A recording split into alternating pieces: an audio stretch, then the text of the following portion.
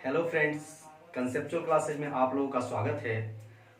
आज हम लोग दोस्तों, जैसा कि आप लोगों ने थंबनेल टाइटल में देखा है, कुछ ट्रिक पढ़ेंगे जिसमें देखेंगे कि कौन सा रोग किसके कारण होता है और एग्जाम में उनसे रिलेटेड जो क्वेश्चन पूछे जाते हैं उन्हें हम लोग क्लियर करने का प्रयास करेंगे।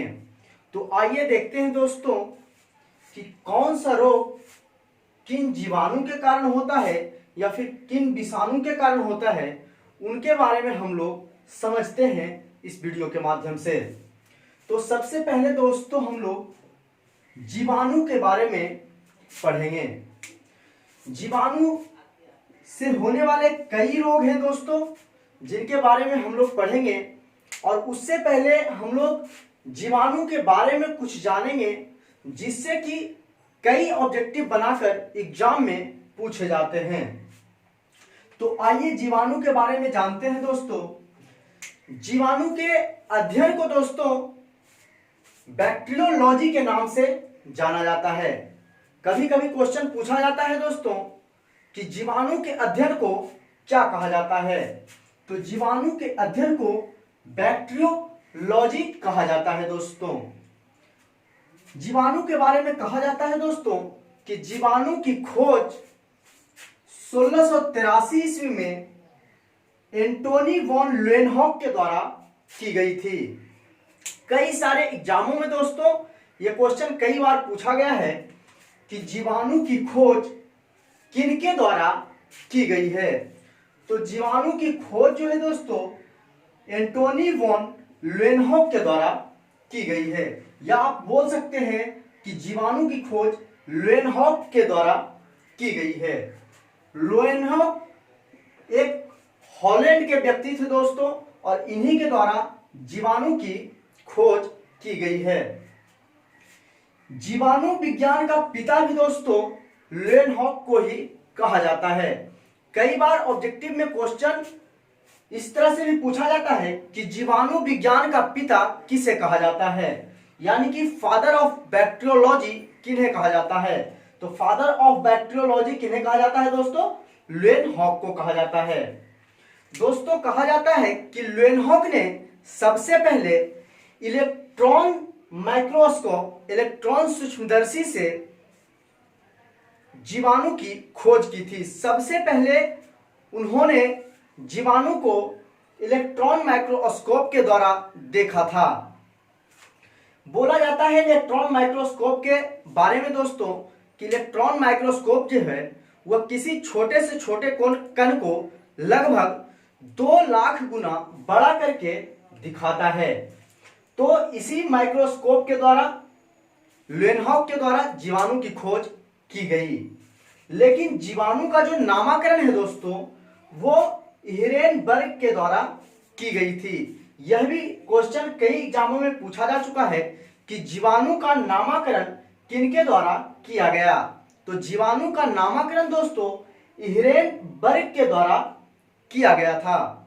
दोस्तों जीवाणु हमारे शरीर में मौजूद भी रहते हैं।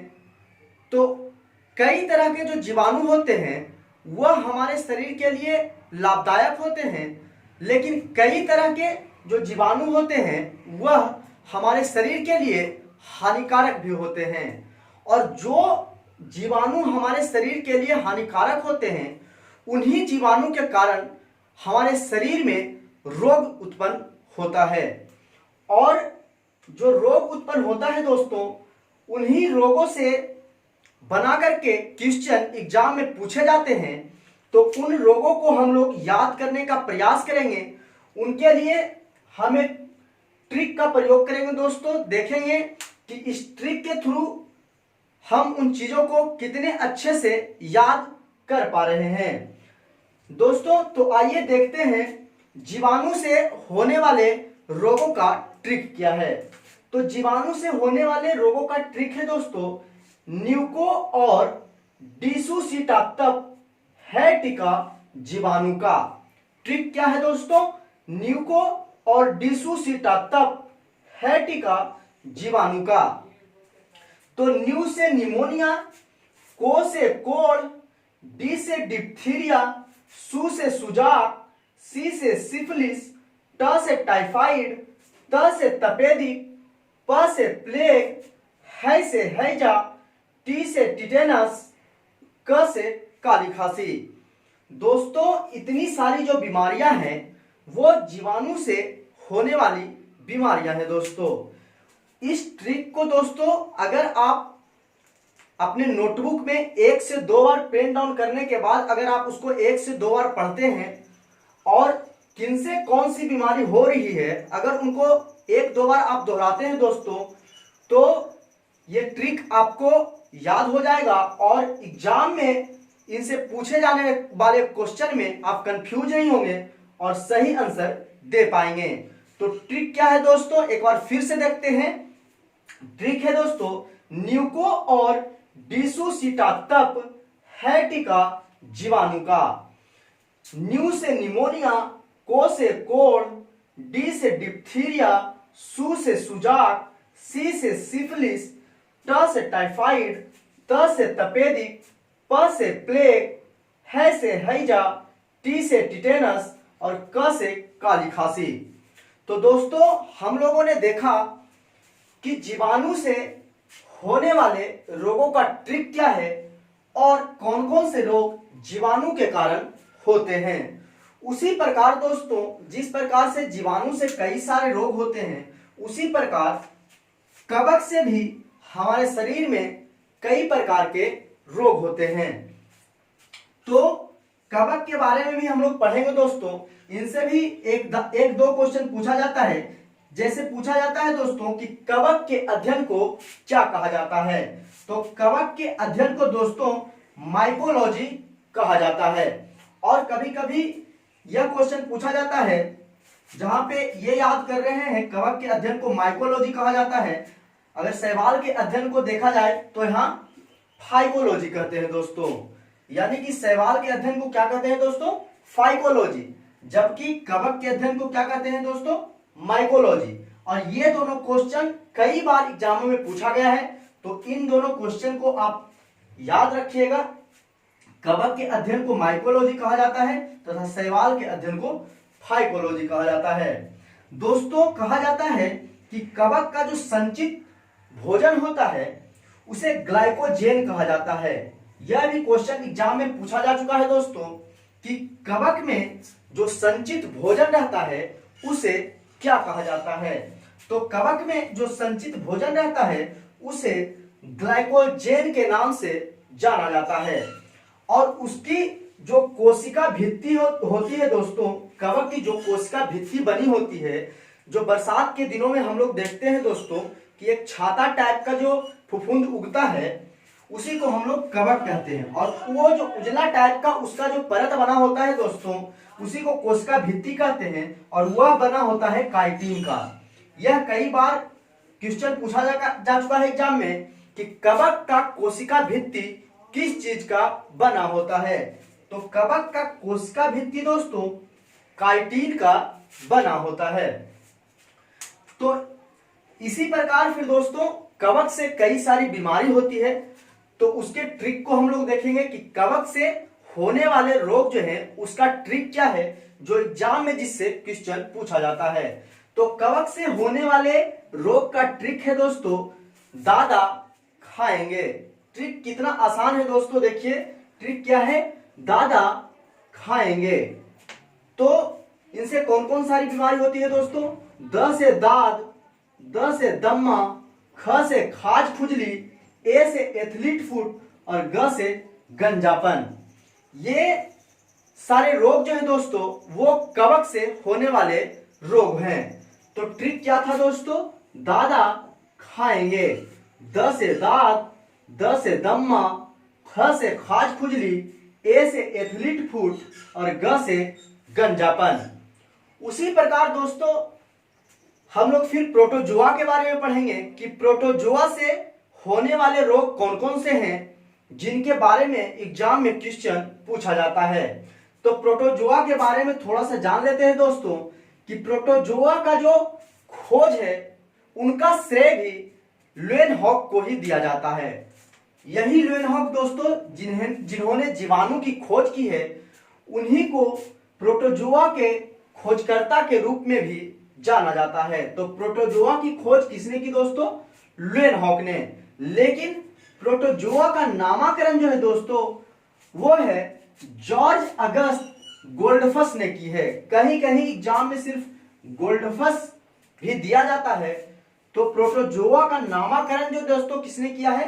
तो वो जॉर्ज अगस्त गोल्डफस ने किया है। और नामकरण जो किया है दोस्तों वह 1818 ईस्वी में किया गया है। तो दोस्तों ये एक दो ऑब्जेक्टिव पूछी जाती है यहां से कि प्रोटोजोआ की खोज किसने की? तो प्रोटोजोआ की खोज ल्यूएनहॉक के द्वारा किया गया था, लेकिन नामकरण जो है वह गोल्डफस के द्वारा किया गया था। अब देखते हैं दोस्तों कि प्रोटोजोआ से होने वाले रोग कौन कौन से हैं। तो प्रोटोजोआ से होने वाले रोग का ट्रिक है दोस्तों काला सोना पहले मैंने पाया। ट्रिक क्या है दोस्तों? फिर से देखेंगे। काला सोना पहले मैंने पाया। क से काला ज्वर, सो से सोने की बीमारी, प से पेचिस, म से मलेरिया और प से पायरिया। कौन कौन सी बीमारी होती है दोस्तों? फिर से एक बार ट्रिक के माध्यम से देखने का प्रयास करते हैं। ट्रिक है दोस्तों काला सोना पहले मैंने पाया। क से काला ज्वर, सो से सोने की बीमारी, प से पेचिस, म से मलेरिया और प से पायरिया। तो जिस प्रकार प्रोटोजोआ से होने वाले रोगों के बारे में पढ़े हम लोग, उसी प्रकार विषाणु जिसे कि वायरस कहते हैं हम लोग, उससे होने वाले रोगों के बारे में भी जानेंगे। तो सबसे पहले विषाणु के खोजकर्ता के बारे में जान लेते हैं और विषाणु के बारे में कुछ जान लेते हैं। उसके बाद उनसे होने वाले रोग का ट्रिक देखेंगे। तो विषाणु के खोजकर्ता के रूप में दोस्तों इवानोवस्की को जाना जाता है। कहा जाता है कि इवानोवस्की ने 1892 ईस्वी में वायरस की खोज की थी और इवानोवस्की एक रूसी व्यक्ति थे। इवानोवस्की किस देश के व्यक्ति थे दोस्तों? तो वे रूस के थे। तो वायरस की खोज 1892 में इवानोवस्की के द्वारा किया गया था। विषाणु से होने वाले रोग का ट्रिक है दोस्तों एई छोरे खट्टे हिंग पोडेचे। ट्रिक क्या है दोस्तों? ट्रिक बड़ा ही मजेदार है। आप इसको पेन डाउन करके एक दो बार पढ़ें ट्रिक को और उनसे होने वाले बीमारी को एक दो बार देखें। ये ट्रिक आपको याद हो जाएगी और एग्जाम में आपसे गलती होने की संभावना बहुत ही कम होगी। तो ट्रिक क्या है दोस्तों? एई छोरे खट्टे हिंग पोडेचे। तो ए से एड्स, ई से इन्फ्लुएंजा, छो से छोटी माता, रे से रेबीज, ख से खसरा, ट से ट्रेकोमा, ही से हेपेटाइटिस, ग से गलसोत, पो से पोलियो, डे से डेंगू ज्वर और चे से चेचक। तो विषाणु से होने वाले रोग का ट्रिक क्या था दोस्तों? एई छोरे खट्टे हिंग पोडेचे।